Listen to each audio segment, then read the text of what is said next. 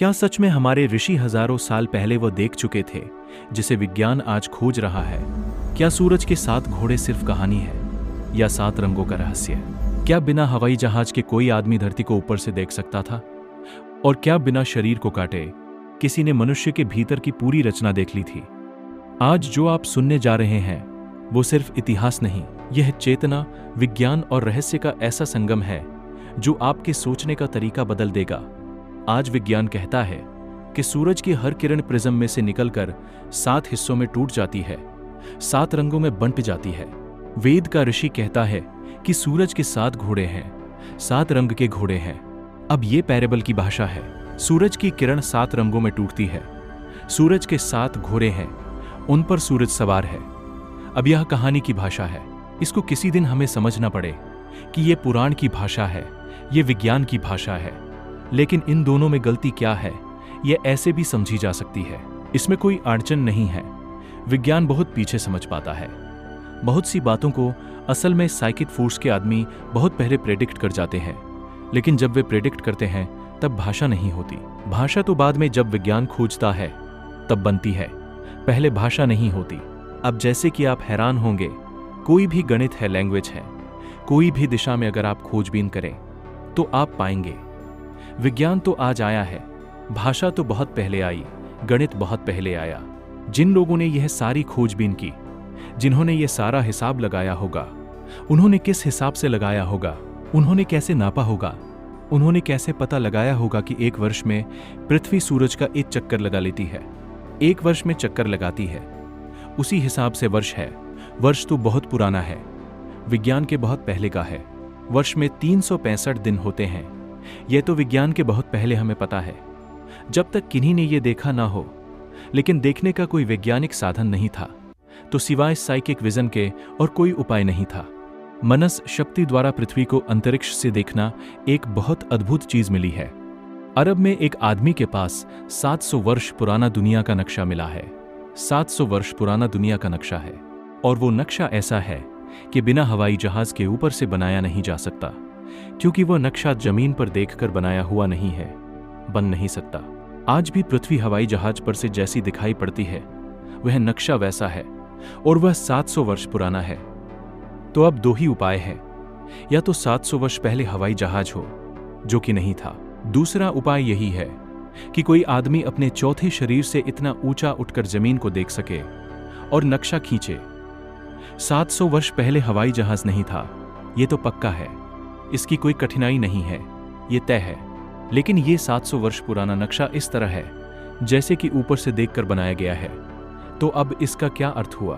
क्या यह संभव है कि मनुष्य की चेतना शरीर से बाहर निकलकर वहां तक पहुंच सकती है जहां तक विज्ञान की मशीनें भी बहुत बाद में पहुंची? शरीर की सूक्ष्मतम अंतःसंरचना का ज्ञान अगर हम चरक और सुश्रुत को समझें तो हमें हैरानी हो जाएगी। आज हम आदमी के शरीर को काट पीट कर जो जान पाते हैं उसका वर्णन तो है। तो 2 ही उपाय हैं, या तो सर्जरी इतनी बारीक हो गई हो जो कि नहीं दिखाई पड़ती, क्योंकि सर्जरी का एक इंस्ट्रूमेंट नहीं मिलता, सर्जरी के विज्ञान की कोई किताब नहीं मिलती है, लेकिन आदमी के भीतर के बारीक से बारीक हिस्से का वर्णन है, और ऐसे हिस्सों का भी वर्णन है जो विज्ञान बहुत बाद में पकड़ पाया है। जो अभी 50 साल पहले इनकार करता था, उनका भी वर्णन है कि वे वहां भीतर हैं। तो एक ही उपाय है कि किसी व्यक्ति ने विजन की हालत में व्यक्ति के भीतर प्रवेश करके देखा हो। असल में आज हम जानते हैं कि एक्सरे की किरण आदमी के शरीर में पहुंच जाती है। 100 साल पहले अगर कोई आदमी कहता कि हम आपके भीतर की हड्डियों का चित्र उतार सकते हैं, हम मानने को राजी ना होते। आज हमें मानना बनता है क्योंकि वो उतार रहा है। लेकिन क्या आपको पता है कि चौथे शरीर की स्थिति में आदमी की आंख एक्सरे से ज्यादा गहरा देख पा सकती है, और आपके शरीर का पूरा पूरा चित्र बनाया जा सकता है, जो कि कभी काट पीट कर नहीं किया गया। और हिंदुस्तान जैसे मुल्क में जहां कि हम मुर्दे को जला देते थे, काटने पीटने का उपाय नहीं था। 4. सर्जरी पश्चिम में इसलिए विकसित हुई कि मुर्दे गड़ाए जाते थे, नहीं तो हो नहीं सकती थी। और आप जानकर यह हैरान होंगे कि यह अच्छे आदमियों की वजह से विकसित नहीं हुई, यह कुछ चोरों की वजह से विकसित हुई जो मुर्दों को चुरा लाते थे। हिंदुस्तान में तो विकसित हो नहीं सकती थी, क्योंकि हम जला देते हैं, और जलाने का हमारा ख्याल था, कोई वजह थी, इसलिए जलाते थे। यह साइकिक लोगों का ही ख्याल था कि अगर शरीर बना रहे तो आत्मा को नया जन्म लेने में बाधा पड़ती है। वह उसी के आसपास घूमती रहती है। उसको जला दो ताकि इस झंझट से उसका छुटकारा हो जाए। वो इसके आसपास न घूमे। वह बात ही खत्म हो गई और ये अपने सामने ही उस शरीर को जलता हुआ देख ले, जिस शरीर को इसने समझा था कि मैं हूं, ताकि दूसरे शरीर में भी इसको शायद स्मृति रह जाए कि ये शरीर तो जल जाने वाला है। तो हम उसको जलाते थे, इसलिए सर्जरी विकसित ना हो सकी, क्योंकि आदमी को काटना पड़े, पीटना पड़े, टेबल पर रखना पड़े। यूरोप में भी चोरों ने लोगों की लाशें चुरा चुरा कर वैज्ञानिकों के घर में पहुंचाईं।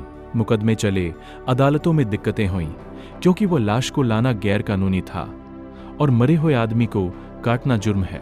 लेकिन वे काट काट कर जिन बातों पर पहुंचे हैं, उन्हें बिना काटे भी आज से 3000 वर्ष पुरानी किताबें पहुंच गईं उन बातों पर। तो इसका मतलब सिर्फ इतना ही होता है कि बिना प्रयोग के भी किन्हीं और दिशाओं से भी चीजों को जाना जा सका है। शायद चेतना की कोई ऐसी आंख है जो विज्ञान के यंत्रों से पहले देख लेती है। कभी इस पर पूरी ही आपसे बात करना चाहूंगा। 10-15 दिन बात करनी पड़े तब थोड़ा ख्याल में आ सकता है। अगर ये बात आपके भीतर कहीं गूंज रही है तो शायद आप भी उस सीमा के पास खड़े हैं जहां विज्ञान समाप्त होता है और अनुभव शुरू होता है। वीडियो पसंद आया हो तो इसे लाइक करें, चैनल अल्टीमेट गोल को सब्सक्राइब करें और कमेंट्स में जरूर लिखें, क्या आपको लगता है कि हमारे बुद्ध और ऋषि विज्ञान से पहले देख सकते थे? हम फिर मिलेंगे ऐसे ही एक और रहस्य के साथ।